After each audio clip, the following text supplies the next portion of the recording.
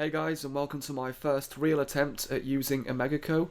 It's great fun to use, but it doesn't come without its problems. Before I go over the pros and cons, I'll show you the layout and how it will make your city run a lot smoother as the game progresses.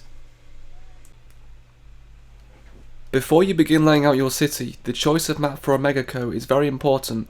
To run the factory it needs two resources, both ore and crude oil, and to maximise the productivity even more, you need them positioned close together, or better still, on top of each other. The map I chose here was Anaconda Bay in the verdant jungle region. Both resources are centralised, which makes the choice perfect. When zoning the map, remember that Omega needs to travel to all corners of the city. So to succeed early on, make sure that your industry and commercial buildings are close to your factories, so that the Omega doesn't have far to travel. Omega is shipped onto trucks and then transported to industrial and commercial buildings in your city. The trucks will first convert the building to an Omega franchise by sending Omega there until it reaches a threshold, and then periodically send Omega to keep it in business. When you place your first factory, you won't have access to these extraction pods, so you can either extract the oil and ore using basic wells and drills, or you can import the resources using trade depots.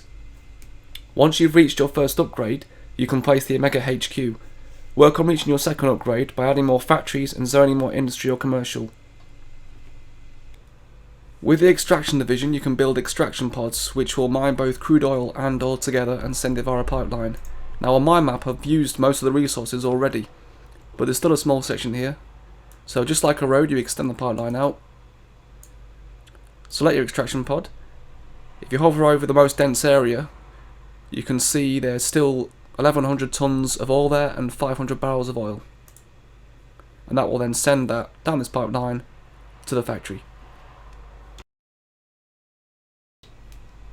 It's a great way to make money early game, as low or medium wealth works fine.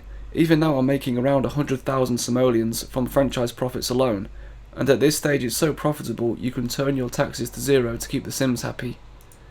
It's also great fun to watch the buildings futurise one by one, as the Omega is transported all over your city. It might be the cure to your financial problems, but it doesn't come without its drawbacks.